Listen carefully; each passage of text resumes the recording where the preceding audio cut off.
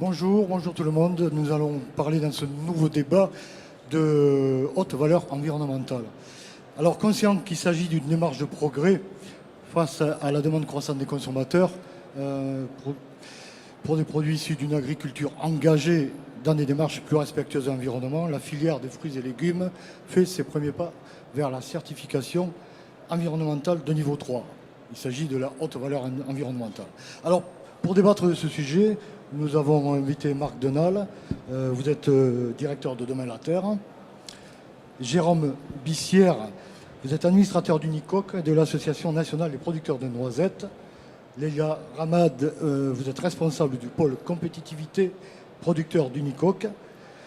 Bruno Villa, qu'on ne présente plus, mais qui est là au titre de la européenne Tomates et concombres de France. Et enfin, Xavier Popo, qui nous fera un témoignage. Il est producteur, vous êtes producteur, et responsable du projet HVE, Objectif 2019 de la ferme des Arches. Alors, Monsieur Denal, la haute valeur environnementale, vous en connaissez un rayon maintenant. Pouvez-vous nous dire un peu dans la filière fruits et légumes, comment ça se passe? Ça se passe bien. La haute valeur environnementale, c'est une certification qui commence à prendre un petit peu de place dans la filière fruits et légumes.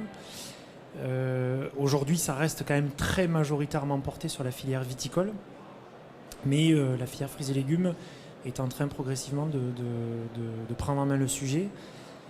Il y a beaucoup d'opérateurs qui sont d'ores et déjà au niveau 2 de la certification environnementale. Alors pour refaire un peu la cartographie, donc la certification environnementale des exploitations agricoles, c'est le nom complet du processus mis en place par le ministère de l'Agriculture.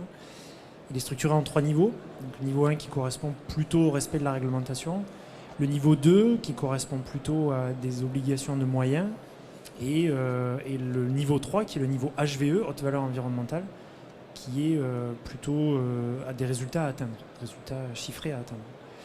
Et donc il y a un certain nombre d'opérateurs qui sont déjà sur le niveau 2 et quelques opérateurs qui sont sur le niveau 3. Alors, oui. Oui, et l'association Demain la Terre a déjà des entreprises qui sont dans le niveau 3, dans HVE. Oui, alors on a commencé en 2015 par mettre en place l'équivalence avec le niveau 2, que l'on a fait reconnaître par la Commission nationale de la certification environnementale, ce qui fait que tout producteur certifié Demain la Terre est automatiquement certifié au niveau 2 de la certification environnementale. Et depuis 2018, mai 2018, on a obtenu la certification HVE, gérée dans un cadre collectif. Donc on a été les premiers sur la filière fruits et légumes à obtenir cette certification collective sur quelques-uns de nos producteurs. Cette année, en plus, on tombe la semaine où nos audits de suivi viennent d'avoir lieu. On a rajouté quelques exploitations qui, elles aussi, vont être certifiées HVE dès cette année 2019. Alors, pour apporter plus de précision, l'association Demain la Terre compte combien d'entreprises? Alors aujourd'hui, on a 14 entreprises de mise en marché membres, 165 producteurs, pour un total de l'ordre de 165 000 tonnes de produits certifiés Demain la Terre. Alors dans la filière noisette, c'est une des filières qui s'est engagée. On reviendra tout à l'heure sur l'organisation nationale qui est en train de se structurer autour de la HVE. Mais la filière noisette, donc avec son association de producteurs et une importante coopérative qui s'appelle Unicoque, est déjà engagée, elle, dans HVE, Jérôme. Alors nous sommes en train de s'engager, on est en train de s'engager dans la HVE. Ça fait déjà une dizaine d'années que nous avons développé la certification niveau 2, comme précisait mon collègue à côté. Nous, on a une certification qui a notre nom propre qu'on a fait reconnaître au niveau 2, c'est la certification N3D. C'est noix et noisettes durables. Voilà, voilà. Donc Leïla qui est avec moi. Leïla, elle prend le micro si elle Oui, veut parler. okay. Oui, donc noisettes et noix naturellement durables qu'on a fait reconnaître aussi en 2015 par la CNCE. Donc c'est aussi des donc il y a obligations. la noix aussi. Il y a la noix aussi. Mais la noix a des adhérents de la partie Unicoque. Unicoque, c'est une coopérative qui est basée dans le 47 où il y a 370 producteurs de noisettes et de noix. Voilà, nous faisons actuellement cette année, on espérons faire 11 000 tonnes de noisettes et 1500 tonnes de noix à la coopérative. Voilà. Et donc HVE HVE, c'est pour bientôt. nous avons commencé à lancer les démarches, nous faisons partie de l'association HVE, et nous commençons à faire des pré-audits pour voir comment les producteurs se présentent par rapport à cette nouvelle certification niveau 3. Et l'objectif, c'est que d'ici la fin de l'année, on ait une dizaine d'exploitations sur les 370 qui sont certifiables. Voilà. Leïla, vous voulez ajouter un mot? Non, mais juste sur la partie N3D, donc là on a 19 exploitations qui sont certifiées sur 150 qui sont engagées. Pour la partie HVE, du coup, on monte le projet en lien aussi avec la région Nouvelle-Aquitaine, parce qu'il y a un gros projet qui est en cours au niveau de la région Nouvelle-Aquitaine avec un processus de certification et d'audit global à la région. Donc nous, nos exploitations, elles sont beaucoup basées Nouvelle-Aquitaine et Midi-Pyrénées, Occitanie maintenant. Et donc voilà, on va aider nos producteurs à aller vers la HVE avec des moyens qui sont différents dans les différentes régions, mais on espère qu'Occitanie va vite lancer un mouvement vers l'avant pour la HVE comme Nouvelle-Aquitaine. C'est le bon endroit pour passer des messages à la région Occitanie ici. J'ai remarqué, ouais. Oui, Bruno Villa, vous représentez la OPN concombre tomate, ou tomate concombre plutôt. Vous êtes en cours de démarche HVE. L'association est-elle aussi adhérente de l'association nationale HVE? On fait partie des membres fondateurs de l'association pour la promotion de l'HVE. Effectivement, avec la OPN, Tomates et Concombres de France.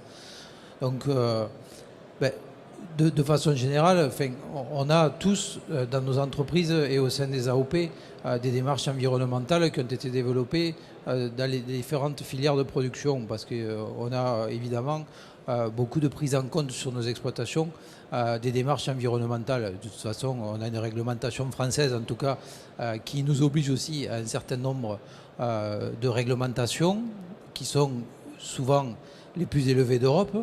Et quelque part, nous aussi, producteurs, on a conscience qu'en tant qu'exploitants, on se doit d'avoir des démarches de production qui s'inscrivent dans une démarche de développement durable. Et le respect de l'environnement, ça fait partie des valeurs des agriculteurs aujourd'hui. Et on avait besoin, au niveau de la filière, d'avoir un label qui soit vraiment reconnu sur l'ensemble de la filière pour mettre en avant l'ensemble de ces démarches environnementales, parce qu'on sait que quelque part, tout le travail qui est fait dans les filières et qui essaye d'être expliqué auprès du consommateur, il est difficile à porter parce que c'est un ensemble de critères qui rentrent en jeu dans l'aspect environnemental qui sont difficiles à communiquer auprès des consommateurs.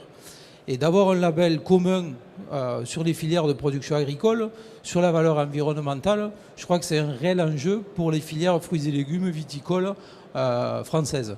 Parce qu'on a besoin d'un label qui parle d'environnement, qui soit commun et reconnu, on l'espère, par le consommateur et bien identifié. C'est tout l'enjeu de la démarche aujourd'hui, d'avoir un label qui puisse avoir une identification claire auprès des consommateurs, qui montre la qualité de la production française par rapport à l'engagement aussi vis-à-vis de l'environnement. Et je crois que tout le travail qui est en train de se construire autour de la démarche HVE, qui génère quand même un fort engouement au niveau de la filière, parce qu'on parle de certification. Les certifications des exploitations qui ont démarré les démarches, c'est exponentiel aujourd'hui dans toutes les filières. Tout le monde s'engage à différents niveaux. Il y a des périodes, des niveaux transitoires, mais l'objectif, c'est justement d'y aller pour montrer la qualité de la production française vis-à-vis du respect de l'environnement. Vous avez parlé des consommateurs, mais vis-à-vis de la distribution ou grande distribution, est-ce que vous pensez que l'engagement sur ces démarches va réduire les importations? On l'espère. D'accord. Non, mais évident, l'enjeu de la production française, c'est de satisfaire le consommateur français. On sait qu'aujourd'hui, on a un consommateur qui est attentif à la qualité des produits qu'il consomme, pour différentes raisons. Il est attentif parce qu'il veut des produits de qualité au niveau gustatif. Il est attentif aussi parce qu'il veut des produits sains. Il est attentif parce qu'il veut des produits de proximité locaux et respectueux de l'environnement. Et donc, quelque part, notre enjeu, nous, en tant que producteurs français, c'est de lui montrer que le modèle qui est développé dans l'agriculture française, il répond aux attentes du consommateur. Et la réponse, il faut qu'on l'ait de façon globale, avec un label qui soit reconnu, qui soit facilement identifiable par le consommateur. on le sait, la multiplicité des labels fait que finalement, très peu sont connus parce que les gens ne comprennent pas tout à fait ce qu'il y a derrière. Et l'enjeu du HVE, c'est justement ça, c'est de montrer la qualité de la production française.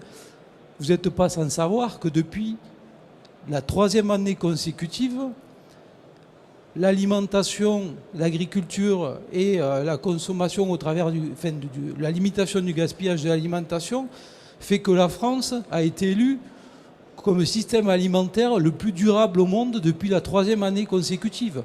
Et l'agriculture fait partie des critères qui ont fait en sorte que la France soit première depuis 3 ans. Et malheureusement, ça, on n'en parle pas suffisamment. On a la meilleure alimentation du monde. On a un consommateur qui veut des produits de qualité. Ben, il faut qu'on arrive à mieux communiquer. Et c'est vrai que c'est un vrai enjeu sur l'agriculture aujourd'hui, hein. Communiquer sur ces démarches-là pour montrer que ce qu'on fait, ça répond aux attentes du consommateur et que le produit français, il est vraiment de qualité supérieure. Alors, on va revenir sur la communication qui est un enjeu fondamental. Mais avant, je veux demander à Xavier Popo. La HVE, c'est une certification de l'ensemble de l'exploitation agricole. Vous en êtes un exemple parce que vous êtes producteur de légumes, mais aussi de betteraves, mais aussi de céréales. Et c'est l'ensemble de votre exploitation qui doit être certifié. Oui, c'est sur l'ensemble de l'exploitation et la globalité de notre mode de fonctionnement qu'on sera certifié. Et donc, ça ne se limitera pas qu'à la filière fruits et légumes, mais aussi sur les céréales, mais aussi sur tout ce qui est les produits transformés industriels. Aujourd'hui, les industriels réclament cette certification. Aujourd'hui, Intermarché veut faire de la baguette HVE, va faire de la baguette HVE. Donc c'est tout l'intérêt de cette certification, c'est que c'est la globalité. C'est pas j'ai un cahier des charges pour tel client, pour tel produit, un autre cahier des charges pour tel client, pour tel produit. En fait, en tant que producteur, c'est insupportable d'avoir un cahier des charges par produit, par client. Alors si on a 15 produits, ben, on peut avoir jusqu'à 30 cahiers des charges différents. Comment on fait pour fonctionner? Et en plus, il n'y a pas de globalité sur l'exploitation. Le gros intérêt de l'HVE, c'est que c'est la globalité de l'exploitation. Je m'adresse à vous tous. Donc oui, l'intérêt de HVE, c'est d'avoir une seule certification qui pourrait être présentée aux consommateurs. Mais encore faut-il savoir communiquer. Or, le logo, si j'ai bien compris, appartient au ministère de l'Agriculture. Je ne suis pas certain qu'il va mettre beaucoup de sous pour faire des pubs à la télé pour dire achetez HVE. Marc Denal. Ça marche? Déjà, c'est un socle. C'est un outil qui doit alimenter les démarches que chacun va mener dans sa filière ou dans ses filières, dans son exploitation. Donc, en tant qu'outil, ça doit permettre effectivement de constituer un socle qui va, je dirais, mettre tout le monde d'accord sur le minima qu'on pourrait attendre en matière de valeur environnementale. Ça a déjà cet intérêt-là. Après, sur la partie communication, c'est là où le bas va blesser très vite parce que effectivement c'est une certification d'État, mais dont les moyens de communication sont très limités, voire inexistants. Et clairement aujourd'hui, le consommateur, il a vraiment pas du tout connaissance de ce qu'est la HVE, mais pas du tout. C'est-à-dire qu'il perçoit pas du tout ce qu'il peut y avoir derrière. Et il perçoit pas non plus quelle est la plus-value pour lui. Hormis le fait, il voit le mot environnement, mais pas plus. Mais en même temps, l'association a été créée en 2018. C'est récent. L'association de promotion nationale? Oui. Oui, elle a été créée en 2018. On en fait partie, nous aussi. Oui, il y a un objectif de promotion de cette démarche-là. Maintenant, est-ce que ça va avoir l'écho attendu auprès du consommateur? C'est un gros point d'interrogation. Je pense d'abord que ce qu'il faut envisager, c'est déjà que la distribution en général, pas que la grande distribution, la distribution en général, s'approprie la démarche et l'aperçoive mieux. J'ai vu, avant de venir tout à l'heure, que le décret d'application de la loi alimentation vient de sortir ce matin. Donc, bon, qu'est-ce que ça va donner? Voilà. C'est aussi encore un autre point d'interrogation. Alors, on parle des ordonnances, oui, qui sont sorties, qui vont justement, notamment imposer un certain pourcentage de produits sains, durables, etc., dans la restauration collective. Donc, peut-être que HVE pourra permettre aux producteurs et surtout aux acheteurs de la restauration collective qui vont devoir monter des cahiers des charges pour acheter ces produits, de répondre à cela. Marc? Oui, alors excusez-moi. Oui. Après, la question, on parlait tout à l'heure des importations. Pour l'instant, les volumes correspondants ne sont pas du tout là en HVE. Donc, qu'est-ce qu'on fait? Ça monte en puissance. Donc HVE, c'est transfilière aussi. On sait que le vin est très engagé avec les vignerons indépendants. Le secteur des céréales commence à s'y mettre aussi. C'est Axe Céréales, c'est ça, qui s'est engagé? On va travailler avec Axe Céréales, la Fédération nationale des négociants. On essaye d'engager une démarche avec Tereos aussi. Enfin, un certain nombre d'interlocuteurs. Tereos, c'est pour le sucre. Pour le sucre. On sait que McDo est intéressé par ce logo. Il y a vraiment beaucoup de personnes qui sont intéressées. Donc à nous de nous prendre en main, à nous d'aller communiquer sur l'intérêt de cette certification, parce que ça montre que, comme vous l'avez dit, que le producteur français travaille bien, respecte l'environnement, respecte la biodiversité. Et il faut communiquer sur ça, qu'on a une image positive de notre agriculture. On fait tellement d'efforts que c'est un moyen de le valoriser. Après, c'est vrai que nous, ça nous a permis d'accéder à des marchés à l'export aussi, parce que les clients à l'étranger sont assez friands d'une certification qui est reconnue par le ministère de l'Agriculture français, parce que comme a dit mon voisin, c'est vrai que la France est reconnue pour produire des produits de qualité et environnementalement durables. Et je sais que nous, nos commerciaux chez nous utilisent et mettent en avant ça pour accéder à des marchés nouveaux assez régulièrement, quoi. Est-ce que vous avez aujourd'hui besoin, vous, Unicoque, vous êtes quand même leader sur le marché, Oui, on en a besoin et de plus en plus d'ailleurs. Hein. C'est aussi pour ça qu'on est allé vers la HVE, parce que c'était une nécessité. On a, depuis quelques années, on a les 90% de nos clients qui nous demandent des validations sur tout ce qui est cahier des charges durable. Donc voilà, nous on a choisi la HVE parce que ça nous semblait être le bon cahier des charges.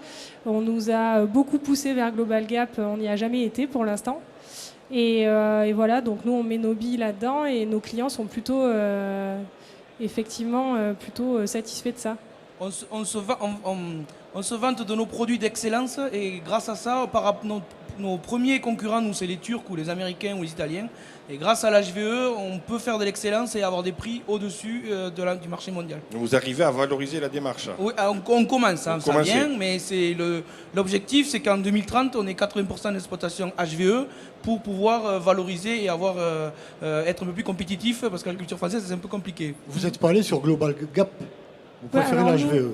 Nous, on n'a quasiment pas d'exploitations qui sont Global Gap. Après, vous l'avez dit, on est leader sur notre marché, donc on n'a aussi pas forcément eu besoin de ça, mais plus que le logo, pour l'instant, on n'impose pas le logo sur nos produits parce qu'en fait, on fait des mix dans nos sachets de noisettes avec des noisettes qui viennent de différents producteurs. Donc on ne peut pas poser le logo parce qu'il faut qu'il y ait 100% des produits qui sont dans le sachet qui viennent d'exploitation HVE, ce qui n'est pas le cas pour l'instant. Mais on le vend plutôt dans les réponses aux exigences que font nos clients en fait. Donc on travaille beaucoup sur tout ce qui est RSE et ça en fait partie. Et ça, les clients, ils sont plutôt satisfaits de ça. Monsieur Bissière, c'est quand même encourageant ce que vous dites.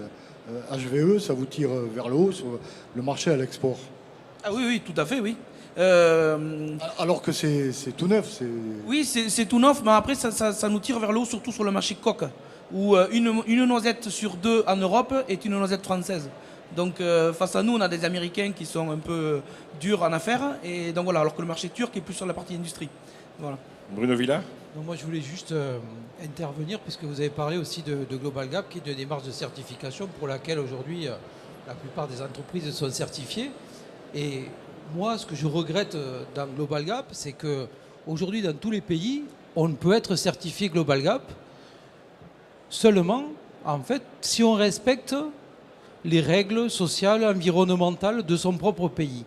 Donc, quand on est certifié Global Gap en France, encore plus aujourd'hui avec le nouveau volet GRASP lié à l'aspect social dans Global Gap, on est certifié Global Gap en France en respectant la réglementation française. On est certifié Global Gap dans d'autres pays avec des niveaux de réglementation qui sont totalement différents. Pourtant, on a le même certificat. Parce que la réglementation nationale du pays est respectée. Voilà, et donc moi je dis aujourd'hui, ce sont des certifications qui nous sont imposées quelque part par nos clients, qui nous permettent de continuer à vendre, mais qui ont des niveaux de différenciation selon les pays où elles sont mises en œuvre qui sont totalement différentes. Donc ce n'est pas du tout valorisant pour... Moi j'aimerais que Global Gap, tout le monde soit certifié sur les critères français. Je peux vous assurer que les gens ne seraient pas aussi facilement Global Gap dans le monde. Et c'est pour ça qu'on a besoin de démarches franco-françaises pour montrer la différence de ce que l'on fait ici par rapport à ce qui se fait ailleurs, pour montrer la différence de la qualité de la production française qui, malheureusement, on le sait, est beaucoup décriée, paradoxalement, malgré tous les efforts que sont faits par les agriculteurs pour prendre en compte les attentes sociétales et être encore plus respectueux de l'environnement. Et cette démarche-là, même si c'est vrai que c'est le ministère qui l'a initiée, il faut qu'on se l'approprie, il faut qu'on fasse en sorte que ce soit un label reconnu, qu'on investisse collectivement, c'est quand même l'enjeu de l'association qui s'est créée pour la promotion de la labellisation.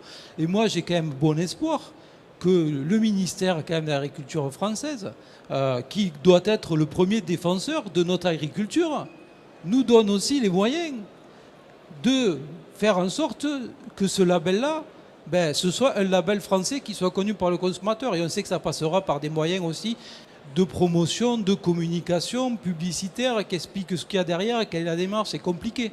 C'est compliqué de montrer ce qu'il y a dans les démarches environnementales parce que ça touche à tout un tas de critères.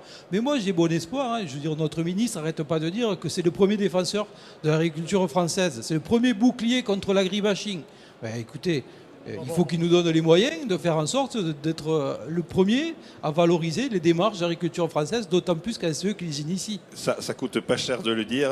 On verra quand il sortira le carnet de chèques. Xavier Popo, une des particularités d'HVE, c'est aussi que la démarche est soutenue par des organisations environnementales.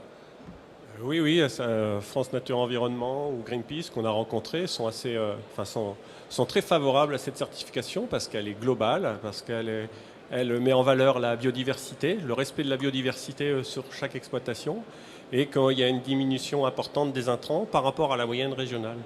Et nous, en tant que producteurs, ce qui m'a particulièrement plu lorsque j'ai fait les premières analyses, c'est que globalement, le cahier des charges, il est global, donc à l'intérieur duquel on peut faire. On est complètement libre de faire ce qu'on a envie de faire à partir du moment où, dans la globalité, on a diminué d'un tiers, de 50% les intrants, si je résume, et on a augmenté ou on a bien vérifié qu'on avait une réelle biodiversité. Et on s'aperçoit qu'avec tous les outils qu'on avait mis en place, aujourd'hui, ça permet de les valoriser. Jusqu'à maintenant, on le disait, mais c'était non valorisable.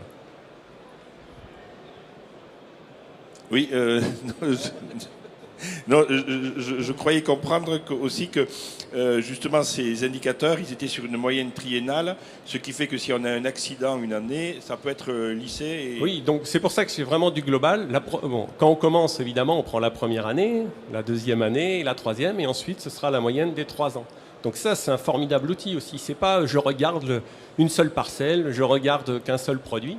Et donc là, pour nous, en tant que producteurs, moi je trouve ça assez extraordinaire. Par contre, ça nécessite des engagements. Et cet engagement, il est aussi financier. Et si on n'a pas les moyens de maintenir ce niveau d'exigence, nos exploitations, elles ne perdureront pas. Marc Denal.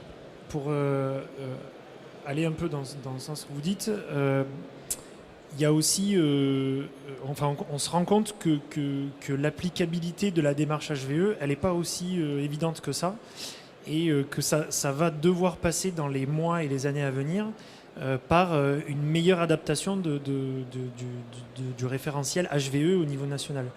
Donc aujourd'hui, ça fonctionne très bien en viticulture. En fruits et légumes, ça marche plutôt bien, bien qu'il faut qu'il y ait quand même une certaine adaptation à certains types de production. Aujourd'hui, tout n'est pas encore exactement bien calé pour tous les types de production. Pour le savoir, ouais. Comment ? Parce que nous, on est une filière mineure, on est tout petit, et c'est vrai que là, il a parlé de l'option B, parce qu'il y a 2 options pour aller à HVE. Ouais. Il y a l'option B qui travaille sur les chiffres d'affaires, et il y a l'option A qui travaille sur des indicateurs plus techniques. Et nous, petite filière, il y a plein de références qui ne sont pas, en fait. Donc maintenant, il faut qu'on les fasse inscrire au niveau national. Sur la partie phyto, on n'a pas les IFT qui sont ouverts comme en vigne. Il y a un indicateur de fréquence de traitement. Pardon. Et donc voilà, c'est vrai que je rebondis sur ce qu'il dit, les petites petites filières, eh ben, il va falloir... Même des filières plus importantes en hors-sol, par exemple, c'est pas aussi évident que ça. Et après, il y a d'autres filières en dehors des fruits et légumes, comme les filières céréales ou les filières animales, où là, c'est encore moins adapté. Et donc, il y a encore une adaptation à faire. Si on veut élargir l'offre de produits HVE, il y a encore des adaptations à apporter sur ces différentes filières-là. Donc, pour aller dans ce que vous dites, pour pouvoir développer, mettre les moyens de communiquer, d'investir sur le développement, la notoriété, etc., ça doit aussi, est-ce que c'est avant, est-ce que c'est pendant, ça doit aussi passer par une meilleure prise en compte de la réalité de terrain dans cette certification-là. En ce qui nous concerne, quand moi je regarde les exploitations qui sont sur notre secteur, qui est plutôt axé grande culture, aujourd'hui, ceux qui ont réellement fait des efforts, on passe relativement facilement. Il y a des exploitations où on n'a rien besoin de changer, elles sont HVE, quoi. Donc il faut pas. Après, il y a des efforts, c'est-à-dire qu'il faut modifier nos pratiques, il faut réinvestir dans des outils pour se rapprocher de comment on conduit ça en bio, donc sur le désherbage notamment. On a des outils. Après, il faut investir, c'est sûr. C'est ce que j'ai dit, pour pérenniser le HVE, pour moi, c'est pas modifier les règles du HVE, il faut que nos exploitations redeviennent économiquement rentables pour avoir suffisamment les moyens d'investir pour progresser et répondre aux attentes sociétales. Alors, je ne parlais pas des moyens utilisés dans les exploitations. Elles sont ce qu'elles sont et elles doivent évoluer aussi, ça c'est clair.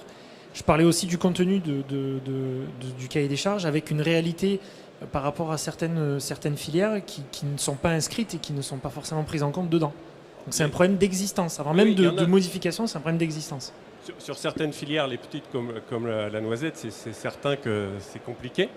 Par contre, en grande culture, il suffit de modifier. Alors c'est vrai qu'il faut changer un peu le disque dur. Enfin, il faut modifier complètement sa façon de raisonner. Comme dans toutes les filières. Voilà. Donc sur les céréales ou sur la betterave. Mais si demain c'est ce qu'attend la société et que la société est prête à le rémunérer, on n'aura aucune.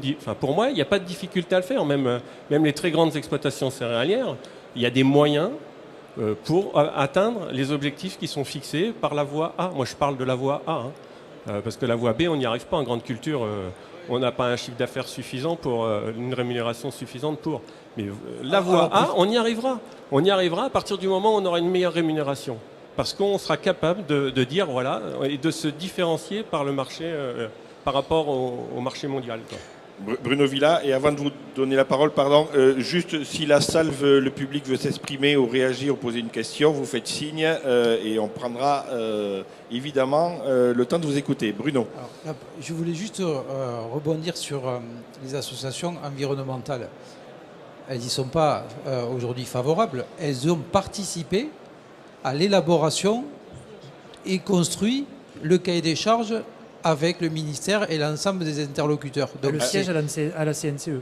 Donc, alors, pour être précis, c'est France Nature Environnement qui est dans l'association, pour l'instant. Voilà, donc c'est aussi un élément important par rapport à la démarche, parce qu'elle a été établie pas uniquement qu'avec des professionnels de l'agriculture, avec un ensemble d'interlocuteurs qui valident globalement cette démarche-là. Et ça, c'est aussi une évolution et une question qui est importante, qu'elle soit aussi validée de l'extérieur par des gens qui regardent l'agriculture avec un angle parfois un peu raide. Et je pense que c'est déjà aussi une bonne chose, il faut le dire, quoi. Et encore une fois, là aussi, il ne faut pas être plus royaliste que le roi. On sait que c'est une démarche qui va être évolutive. On sait qu'il va falloir faire évoluer le cahier des charges. On sait qu'il va falloir adapter les critères de certification dans le temps aux différents types d'exploitation, à la façon dont ça va être mis en œuvre dans les exploitations. Il y a deux voies de certification aujourd'hui. Et l'objectif, c'est de montrer que c'est quelque chose de vertueux, qu'on améliore dans le temps. Voilà, c'est quelque chose de vivant. Il y a un cahier des charges qu'il faut faire évoluer. Aujourd'hui, on est sur la lancée. Et je crois que l'initiative, elle est bonne. La volonté, elle est forte. Et donc, on a tout pour bien faire, pour arriver à faire quelque chose d'intéressant, à mon sens. Ouais, l'HVE va lever une certaine défiance qu'il y a vis-à-vis des agriculteurs et des produits. Ça fait partie évidemment des besoins que l'on a, de montrer justement la qualité de ce que font les agriculteurs. Après, on en a parlé aussi, c'est un point important, c'est quelle valeur aussi on va en tirer de l'agriculture. Parce que les agriculteurs vivent de la valorisation de leur production. Et la valeur, elle est liée à l'acceptation du marché de payer une valeur pour un produit qu'ils considèrent être juste. Alors bon, on va pas avoir un débat, on va pas avoir un débat sur la justesse, mais l'enjeu quand même de cette certification, c'est pas de se faire plaisir en disant ouais, on a HVE, c'est cool, hein, vous voyez, on est bon quoi. Non, c'est aussi de montrer que on mérite une juste valorisation par rapport aux efforts qui sont faits. Ça va non seulement favoriser le consommé français, déjà. Après la valorisation, elle devrait venir. Elle devrait venir. Espérons-le. Alors, qui dans le public veut s'exprimer? Allez. On parle de plaisir et confiance? Allez, Jean-Pierre, s'il te plaît. Avec Stéphane Gaury. Donc, bonjour, merci. Donc, plaisir et confiance, vous allez nous dire, c'est porté par plusieurs organisations, dont la NEFEL et l'Association des exportateurs de fruits et légumes. Merci de me donner la parole, mais je voudrais d'abord féliciter les intervenants et rappeler que tout a été dit sur HVE et qu'effectivement le cœur du problème, c'est la revalorisation, puisque les efforts, encore une fois, sont demandés aux producteurs et que quid de ces efforts-là vont-ils en retrouver un bénéfice? C'est évident. Ensuite, vous me donnez la parole sur cette initiative qui est portée par... c'est une initiative singulière pour la rappeler, puisqu'elle est portée à la fois par des organisations professionnelles et des metteurs en marché. Cette initiative est faite par les expéditeurs, mais nous avons voulu associer les organisations de producteurs de manière à promouvoir justement ce qu'on disait tout à l'heure, c'est-à-dire les bonnes pratiques. C'est une charte qui a été déposée au ministère qui est de niveau 2 en valeur environnementale. Donc on est déjà au niveau 2 là. On est déjà au niveau 2 et donc nous sommes, nous, dans cette démarche de promotion du HVE, bien évidemment. Et on parlait de reconnaissance et effectivement, je ne suis pas convaincu que le logo mis en avant aujourd'hui soit réellement parlant pour le consommateur. Ça fait partie des problématiques que nous avons dans la filière. Et nous espérons qu'avec plaisir et confiance, le consommateur retrouvera tous ces paramètres et tous ces critères. Il est bien évident que les efforts sont à faire, mais on voit bien que la filière agricole française répond aux attentes sociétales et qu'elle n'est pas à la marge. Ça a été répété, ça a été dit, et je vais citer The Economist qui avait publié cette analyse sur le résultat français. Effectivement, nous sommes l'agriculture la plus durable en vertu des critères qui ont été évoqués, et une centaine de pays ont été comparés. Donc nous n'avons pas à rougir de notre agriculture. C'est très heureux que le HVE soit une démarche collective avec les organisations, je dirais, de défense de la nature, les écologistes, pour ne pas les nommer, puisque nous ne pouvons évoluer dans ce pays si nous n'avons pas de consensus. Il est agaçant de voir que l'agribashing est permanent, et si nous n'arrivons pas à fédérer toutes les bonnes intentions, nous n'aurons pas de possibilité de nous exprimer. Donc je vous remercie de m'avoir laissé la parole. Merci Stéphane. Donc HVE, dernier tour de table, sauf s'il y a une autre réaction pendant ce temps. HVE, l'arme contre l'agribashing. Ah, j'ai quelqu'un là-bas. Allez-y, allez-y monsieur. Présentez-vous s'il vous plaît.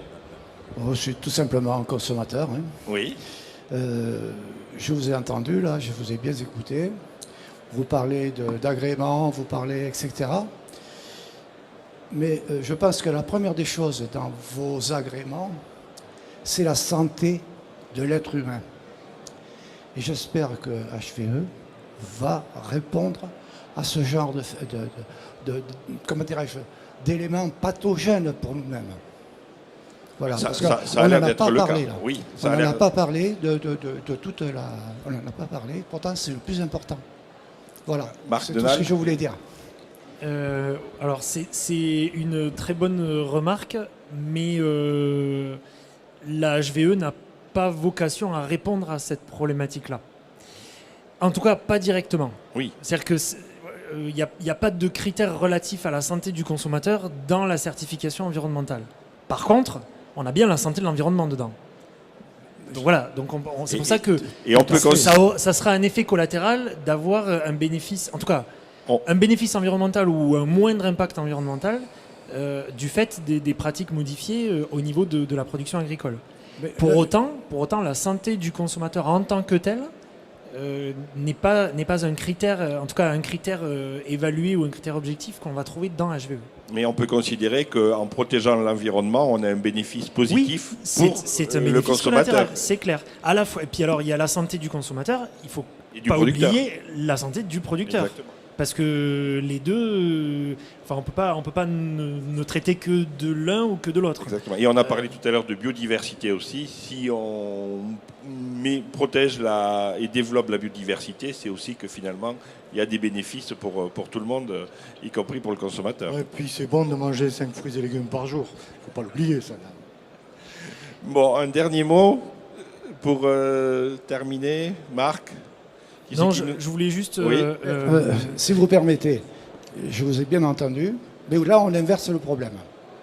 Je pense que la santé de la personne humaine doit passer avant tout. Et c'est tout un contexte, c'est tout un ensemble. Ce que vous avez dit, c'est très bien, mais la santé de l'être humain fait partie de cet ensemble. Ça n'est pas machin, truc, chose. Non, c'est un ensemble qu'il faut traiter. Et non, chaque poste séparé, on a le même problème avec la médecine, c'est des postes séparés. On arrive à quoi? On n'avance pas.